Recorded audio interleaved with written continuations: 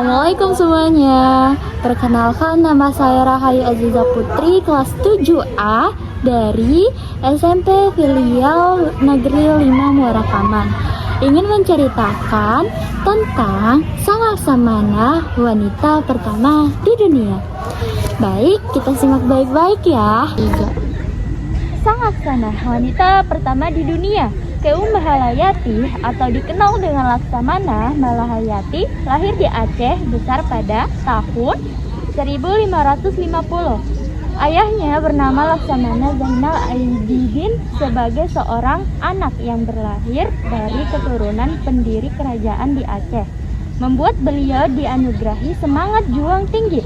Bagaimana tidak, sang kakek tercinta yang berasal dari ayahnya bernama Laksamana, Muhammad Said Shah, ternyata merupakan putra dari Sultan Salahuddin Shah. Adapun Sultan Salahuddin Shah sendiri adalah putra dari Sultan Ibrahim Ali Mugayat Shah yang merupakan pendiri kerajaan Aceh Darussalam. Diturunkan dari sang ayah yang seorang Laksamana. Ternyata sejak beliau ke Humalayati telah menyadari semangat juangnya yang menggebu-gebu berdasarkan kemauannya sendiri. Akhirnya beliau memutuskan untuk memperdalam ilmunya dengan belajar di Akademi Mahat Baitul Maqdis. Meski terlahir sebagai wanita, beliau tetap membuktikan bakat terbaiknya di bidang militer hingga menjadi lulusan terbaik.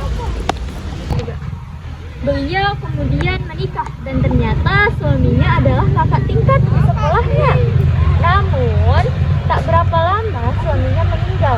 Rasa sedih ditinggalkan pasangan hidup justru membuat beliau semakin bangkit dan berubah menjadi Panglima Angkatan Laut wanita pertama yang ada di dunia. Armada yang dipimpinnya pun berisikan para janda dan diberi nama Inong Bale, yang mana suami dari para janda tersebut juga gugur di medan perang. Jumlah anggotanya pun kian meningkat lantaran para gadis muda yang belum menikah turut bergabung dalam tim ketiga. Semua anggotanya memanglah dari kaum wanita, namun keganasannya tidak boleh diremehkan begitu saja. Bahkan, kapal yang digunakan telah dilengkapi dengan meriam.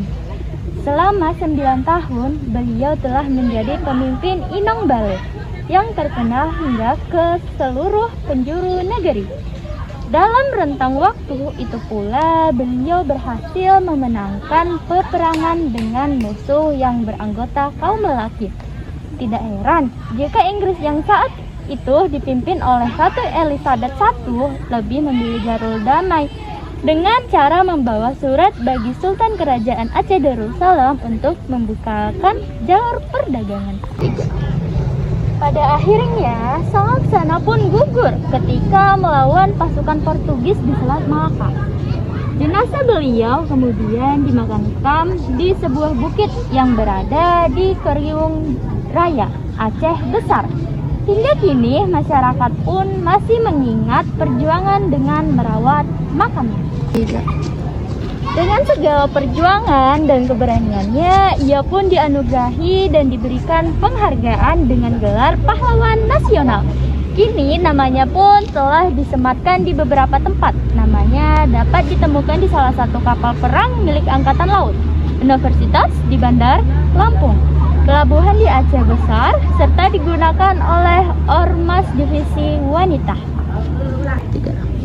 Terkenal sebagai panglima peran dari Kesultanan Aceh, membuat nama Keum Mahalayati menjadi semakin tersohor berkat keberaniannya melawan Angkatan Laut asal Belanda dan Portugis. Ternyata darah juangnya tersebut diturunkan dari sang kakek dan ayahnya sendiri yang merupakan seorang bangsawan asal Aceh. Bahkan berkat keberaniannya beliau dianugerahi gelar sebagai pahlawan nasional.